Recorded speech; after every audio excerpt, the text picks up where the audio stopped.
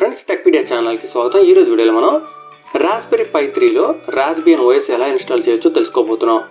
కేవలం రాస్బియన్ మాత్రమే కాదు, మీరు ఏ ఓఎస్ ఇన్స్టాల్ చేద్దాం అనుకున్నా కానీ ఇదే పద్ధతి ఫాలో అయితే సరిపోతుంది. ఇకపై రాస్బెర్రీ పై 3కి సంబంధించిన చాలా వీడియోస్ మన ఛానల్లో రానున్నాయి. అవన్నీ కూడా మీరు మిస్ అవ్వకుండా ఉండాలంటే తప్పకుండా ఛానల్కి సబ్స్క్రైబ్ అవ్వండి. అలాగే మీకు ఈ వీడియో ఏమాత్రం హెల్ప్ అయినా వీడియో లైక్ చేయండి, అందరికీ తెలిసేలా వీడియో షేర్ చేయండి. ఇక మీరు ఇప్పుడు స్క్రీన్ పై చూస్తున్నారు కదా, మీకు raspbianpi.org వెబ్సైట్ ఓపెన్ అయ్యి కనిపిస్తుంది. మీరు ఆల్రెడీ మన ఛానల్లో వచ్చిన రాస్బెర్రీ పై 3 అన్బాక్సింగ్ చూసే ఉంటారు అనుకుంటున్నాను. ఒకవేళ చూడనట్టయితే డిస్క్రిప్షన్లో లింక్ ఉంటుంది, ఆ లింక్ పై క్లిక్ చేసి వీడియో చూడొచ్చు. ఇక రాస్బెర్రీ పై 3లో ఓఎస్ ఇన్స్టాల్ చేయడం చాలా ఈజీ.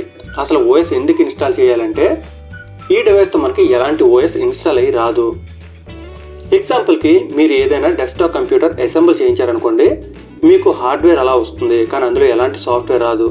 మీరు తర్వాత సాఫ్ట్వేర్ ఇన్స్టాల్ చేసుకోవాల్సి ఉంటుందన్నమాట. ఏదైనా మీరు యునిక్స్, విండోస్ ఏదైనా కానీ ఇన్స్టాల్ చేసుకోవచ్చు. అదేవిధంగా మనం ఈ రాస్బెర్రీ పై 3లో కూడా ఏదైనా ఒక సాఫ్ట్వేర్ ఇన్స్టాల్ చేసుకోవాల్సి ఉంటుంది. ఒక ఓఎస్ ఇన్స్టాల్ చేయాలన్నమాట.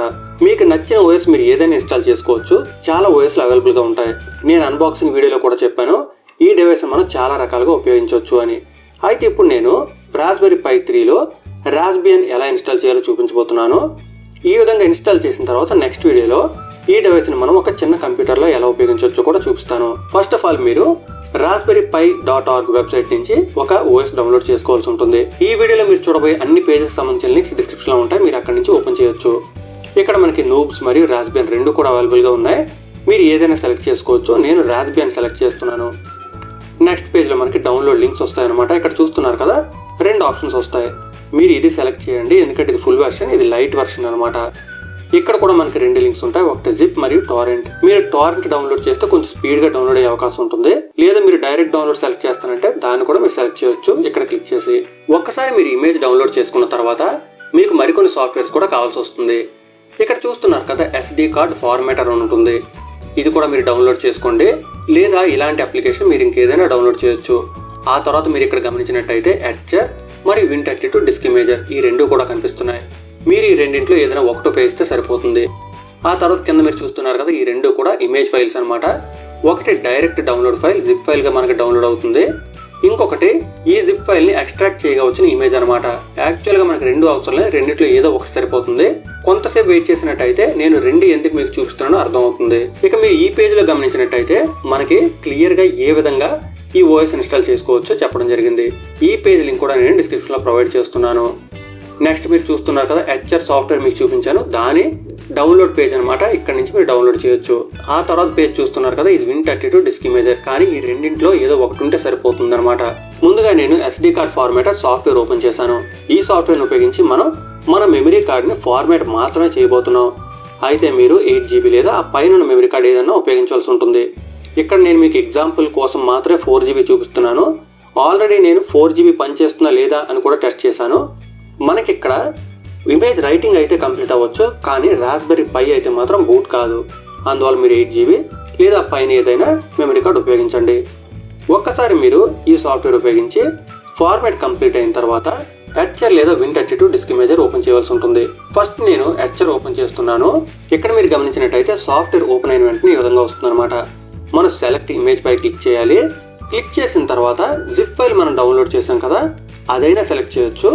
లేదా ఈ జిప్ ఫైల్ని ఎక్స్ట్రాక్ట్ చేసి ఒక ఇమేజ్ వస్తుంది కదా, అదైనా సెలెక్ట్ చేయొచ్చు. నేను ఇంతకుముందు చెప్పాను కదా, మీరు వెబ్సైట్ నుంచి డౌన్లోడ్ చేస్తే ఫస్ట్ మీకు జిప్ ఫైల్ మాత్రమే వస్తుంది.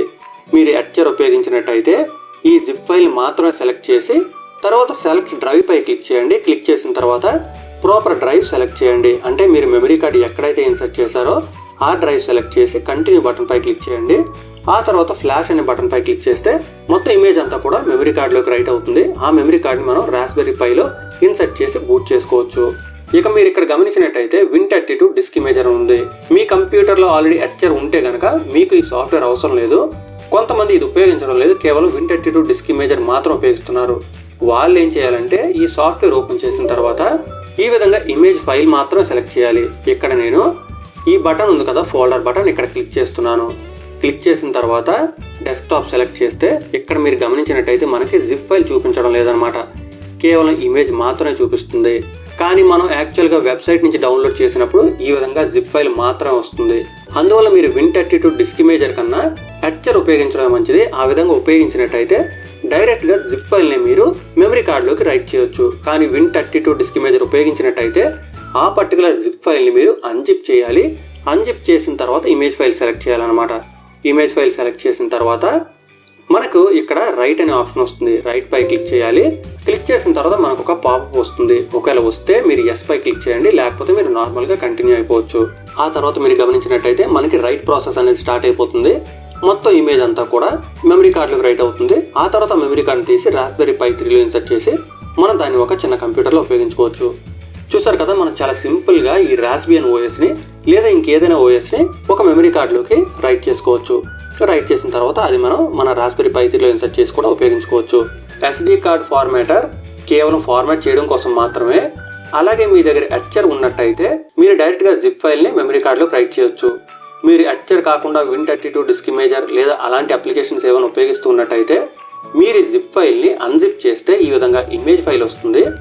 ఆ తర్వాత Win32 డిస్క్ ఇమేజర్లో ఈ ఇమేజ్ ఫైల్ని ఉపయోగించి మీరు మెమరీ కార్డులో రైట్ చేయవలసి ఉంటుంది.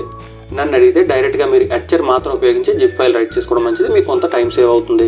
ఈ ప్రాసెస్ సంబంధించి మీకు ఏమైనా డౌట్స్ ఉంటే మాత్రం తప్పనిసరిగా కామెంట్ సెక్షన్లో అడగండి. అలాగే రాస్బెర్రీ పై 3కి సంబంధించి ఇంకా చాలా వీడియోస్ రానున్నాయి. అవన్నీ మిస్ అవ్వకుండా ఉండాలంటే ఛానల్కి సబ్స్క్రైబ్ అవ్వండి. సబ్స్క్రైబ్ అవ్వడం మాత్రమే కాదు, సబ్స్క్రైబ్ బటన్ పక్కన ఉన్న బెల్ ఐకాన్ క్లిక్ చేసినట్టయితే నేను వీడియో అప్లోడ్ చేసిన వెంటనే మీకు నోటిఫికేషన్ వస్తుంది. Thanks a lot. Thanks for watching.